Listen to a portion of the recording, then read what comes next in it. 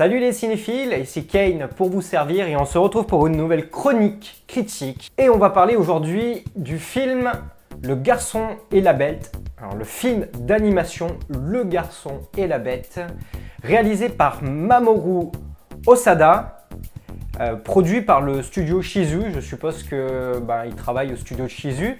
Donc Mamoru Hosoda qui a aussi réalisé l'animé, le film d'animation Les Enfants Loups, Ame et Yuki. Mais de quoi ça parle? Alors c'est l'histoire d'un petit garçon de 9 ans qui s'appelle Ren, qui a perdu sa mère, qui doit se faire adopter par des tuteurs parce que son père n'est pas là. Et il décide de s'enfuir et de vivre dans la rue. Et au détour d'une ruelle, il tombe sur le monde des monstres, des bakemono. Et son histoire commence lorsqu'il rencontre Kumatetsu, un guerrier un peu revêche, qui va lui enseigner comment se battre. Un synopsis très japonais, on a déjà vu pas mal de choses de ce point de vue-là, dans pas mal d'animés, pour ceux qui suivent les animés. Alors, je suis assez fan d'animés. Je ne dirais pas que je suis un grand fan au point de me cosplayer, mais j'aime beaucoup certains animés. Il y a des animés qui apportent vraiment quelque chose de sombre, des animés qui apportent de la joie. C'est vraiment très diversifié. Et pour tous les détracteurs des animés, non, ce n'est pas que pour les enfants. Bien, qu'en est-il de la réalisation? Alors, Mamoru Hosoda a travaillé sur pas mal de productions, pas mal d'animés. Donc, il a travaillé sur Les Enfants Ame et Yuki, donc produit par le studio Shizu. Mais il n'a pas travaillé que sur ça, donc il a été animateur sur pas mal d'autres animés, notamment il a travaillé sur One Piece, il a travaillé sur Sailor Moon, il a travaillé sur Utena, la fillette révolutionnaire, il en a fait plein d'autres. Donc c'est pas un réalisateur débutant, c'est pas un animateur débutant, parce qu'il était animateur clé, ce qu'on appelle un animateur clé. C'est un animateur qui chapeaute un peu les autres animateurs, mais aussi qui réalise les passages clés d'une réa. Donc du coup, la réalisation est plutôt pas mal. Mais, parce qu'il y a un mais, et je chipote pas mal sur ce genre de choses, elle est assez inégale d'un plan à d'autres. Alors je vais essayer de m'expliquer. Par exemple, il va y avoir des plans qui seront très détaillés, avec une animation assez fluide. La fluidité de l'animation est globalement bonne, partout, même s'ils ont rajouté des passages en 3D. Pas très fan, c'est pas que je trouve pas que la 3D s'intègre mal, mais du coup ça fait trop lisse par rapport à certains dessins. Ça me gêne. J'aime pas quand c'est trop lisse par rapport à certains dessins. Mais notamment, la qualité de la réalisation est assez inégale dans certains passages. Alors normalement, je vais mettre des images pour essayer d'illustrer un peu mes propos. Certains passages, on va voir les ombres des personnages, où ça va être assez détaillé à ce niveau-là, des ombres sur les personnages.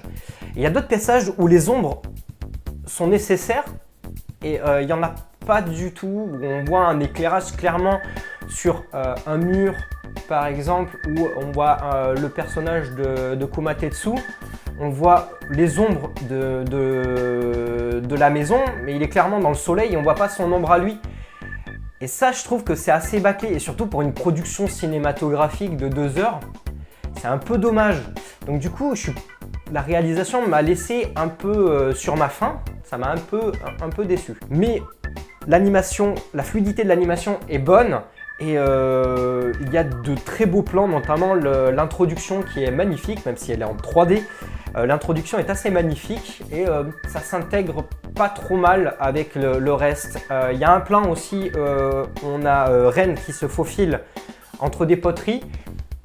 C'est pas trop mal, c'est la 3D, ça se voit direct, ça saute aux yeux, c'est ultra trop fluide peut-être par rapport au dessin. Ils auraient dû peut-être mettre des à-coups où on voit la tête qui se lève, mais ça fait un peu comme si il y avait un droïde qui slalomait entre les pots. Mais bon, vu qu'ils ont vu qu'ils ont texturé façon dessin, ça passe, mais ça reste un peu lisse. Bon, sinon les acteurs de doublage, moi je l'ai vu en VO, donc je ne l'ai pas précisé, mais je regarde tous mes films en VO en fait. J'essaie de regarder tous mes films en VO quand je sors et je vais au cinéma. Ça me permet aussi de juger le jeu d'acteur, parce qu'un jeu d'acteur c'est pas que le faciès, c'est aussi la prononciation, la façon de parler. Il y a plein d'acteurs qui sont sauvés par certaines VF parce que ils sont très mauvais au niveau de la prononciation. Et l'inverse aussi, il y a beaucoup d'acteurs qui sont dénaturés par une VF qui est trop mauvaise. Donc moi je l'ai vu en japonais, donc sous-titré. Donc très bon, hein, ça reste du japonais. Les japonais sont très bons là-dedans. Ils sont capables de vraiment retranscrire les émotions dans la façon de parler, dans la façon de crier. Bien, alors qu'en est-il de l'histoire? Je vous ai raconté le synopsis, mais qu'est-ce que j'en ai pensé moi de cette histoire? C'est là où le film il m'a le plus déçu. Autant l'animation, on est un peu habitué à ce genre d'animation où de temps en temps il n'y a pas d'ombre. Même chez Ghibli, certains plans ne sont pas autant travaillés qu'ils le devraient. Chez Disney, c'est le cas aussi, hein, mais bon, on va passer sur ça. Mais on peut toujours quand même raconter une histoire. Les dessins sont assez beaux. L'histoire, voilà, elle m'a bloqué. Alors, je vais essayer de faire un parallèle avec la culture japonaise. Il faut savoir que dans la culture japonaise, ils n'ont pas de dieux, mais des dieux, ce qu'ils appellent des kami. Et ce ne sont pas des dieux à proprement parler, mais ce sont des entités qui représentent des objets, la nature, le vent. Un très bon exemple, les kamikazes, qu'on appelle les kamikazes, ça se prononce kamikaze, donc c'est le dieu du vent. Et les pilotes fonçaient en priant le dieu du vent de les amener droit vers leur cible et de pouvoir mourir honorablement. Bon, vous vous dites, où est-ce qu'il veut en venir avec ces kamikazes? Eh bien, dans la culture japonaise, les monstres, tout ça font vraiment partie d'un tout. Donc le fait que Ren passe dans une ruelle, rentre chez le monde des monstres, ça semble naturel. Il n'y a pas vraiment d'explication à ça. En gros, ce que je veux dire, c'est que des éléments pour un Européen ou pour un Occidental qui mériteraient d'être expliqués n'est pas vraiment expliqué, n'est pas vraiment développé vu que ça coule naturellement. Le fait qu'il rentre dans une ruelle et qu'il tombe dans le monde des monstres et donc après un petit spoil, mais qui n'en est pas vraiment un, il retourne dans le monde des humains. Vous vous en doutez bien, s'il rentre dans le monde des monstres, c'est qu'il va finir par revenir. Il revient un peu comme s'il foutait ses chaussettes. Ça, c'est pas expliqué. C'est dû à la culture. Par contre, ils font aussi l'inverse. C'est qu'ils expliquent des choses qui ne sont pas nécessaires d'être expliquées parce que ça coule de source.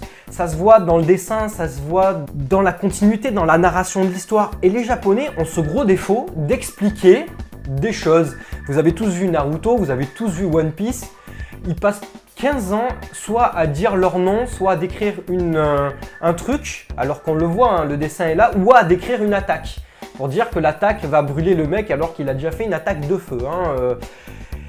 Et du coup, dans un animé, ça passe parce que c'est des petites productions, enfin c'est des petites productions, si c'est de très grosses productions, mais c'est des petits animés. Bon, ils travaillent à la chaîne comme des tarés, mais là sur une grosse production, ils ont un peu de temps de peaufiner tout ça. Et moi, ça me gêne sur une grosse prod que tout soit expliqué. Alors, je me souviens pas trop. Alors, je pense au studio Ghibli parce que Hayao Miyazaki, c'est un peu le plus connu dans l'animation long métrage japonaise. Je pense pas qu'il ait pris autant de temps à expliquer certaines choses. Il y a des choses qu'il n'expliquait pas et ça passait très bien. Là, je ne sais pas pourquoi ils sont partis sur ça. Alors, peut-être parce que le réalisateur a travaillé sur One Piece, sur Utena, sur ce genre de choses où ils prennent 15 ans pour expliquer des attaques et où les combats durent 300 ans parce qu'ils n'arrêtent pas de parler pour dire qu'ils vont se taper dessus avec la boule de feu qui fait tant de dommages. Du coup, ça me gêne. Attention, ce n'est pas une critique de la culture japonaise. J'ai dit que j'appréciais les animés. Je trouve que c'est critiquable de faire ce genre d'explication, de ce genre de narration dans un long métrage, puisque c'est un long métrage qui passe au cinéma. C'est pas pareil et la différence est notable. Donc du coup, il y a un moment, quand Ren revient dans le monde des humains, j'ai décroché. Ça m'a tué le film. Autant j'ai vraiment accroché le début, j'ai trouvé ça génial, qu'il n'y ait pas trop d'explications, que ça soit juste simple, que ça soit expliqué. Mais en fait, son retour, ça m'a cassé complètement le truc. Et puis, c'est pas vraiment bien expliqué. Il y a un personnage qui apparaît, qui à mon sens n'était vraiment pas nécessaire. Alors j'ai discuté avec ma belle-sœur, on a vu le film ensemble, et elle m'a dit « Oui, mais cette personne fait le lien entre le monde des bêtes et le monde des vivants. » Je dis « Ouais, mais il y a d'autres personnes qui pouvaient faire le lien. Il y a d'autres personnes, dont une personne en particulier, je ne vais pas vous spoiler si vous avez envie de voir le film, qui pouvait largement faire le lien au-delà de cette personne-là. Et c'était pas nécessaire. Et du coup, ça fait apparaître un personnage féminin, qui est vraiment cliché du personnage féminin japonais, donc servante, dévouée. Et ça me gêne dans une production cinématographique. Donc les Japonais ont tendance à faire des films par les Japonais pour les Japonais. Là, on a eu la chance d'être distribué par Gaumont. Alors c'est génial parce que j'ai vu ça dans un UGC. C'est marrant de voir le logo Gaumont dans un UGC. C'est très drôle, moi j'aime beaucoup. Mais du coup, voilà, alors du coup pour moi ça m'a cassé un peu la narration et du coup ça m'a cassé l'histoire et j'ai eu beaucoup de mal à re-rentrer dedans. J'y suis re-rentré vraiment vers la fin et encore que il y a un autre personnage qui est présent depuis le début et c'est cliffhanger. Vous marchez tranquillement et pouf, il y a une falaise sous vos pieds comme ça qui apparaît et ça arrive un peu comme ça, sans trop d'explications, sans monter en puissance, sans build-up. En fait, il n'y a pas de build-up qui devrait y avoir par rapport à ce personnage et ça m'a énormément gêné. Ça m'a un peu gâché le film. Alors globalement, qu'est-ce que j'ai pensé du Garçon et de la Bête? C'est un très bon film d'animation, à part quelques défauts de réalisation et cette histoire typiquement japonaise où les choses qui sont expliquées devraient pas l'être et les choses qui ne sont pas expliquées devraient l'être un petit peu plus. Ça reste un très bon film d'animation, vous pouvez amener vos enfants, la morale est très bonne, c'est très joli, c'est une belle histoire, c'est une très belle histoire. Malheureusement, c'est une histoire qui a eu du mal à me transporter et je suis sorti du cinéma déçu. Donc voilà les amis, c'est la fin de cette critique. N'hésitez pas à laisser des commentaires en bas de la page. Si vous avez aimé le film, dites-moi pourquoi vous avez aimé le film, ça m'intéresse énormément. J'ai déjà eu beaucoup de retours d'amis, ma belle-sœur avec qui on est allé voir le film. Si vous avez aimé, dites-moi pourquoi vous avez aimé ce film. On pourra en débattre dans les commentaires. N'hésitez pas à partager, c'est ce qui fait vivre la chaîne et les critiques. N'hésitez pas à mettre un pouce bleu, parce que c'est toujours sympa de recevoir un pouce bleu, ou un pouce vers le bas si vous n'avez pas aimé, vous avez le droit de pas aimer. D'ailleurs que je comprends pas pourquoi on met des pouces vers le bas alors qu'on a juste pas aimé. Je dirais que Naruto c'est de la merde et que One Piece c'est fait avec les pieds, vous mettrez un pouce vers le bas. N'hésitez pas à vous abonner à la chaîne, à cliquer sur la petite roue et cliquez sur suivre les notifications, ce qui vous permettra de recevoir les dernières vidéos que je sors. Et quant à moi, je vous dis à bientôt pour une prochaine critique. Ciao!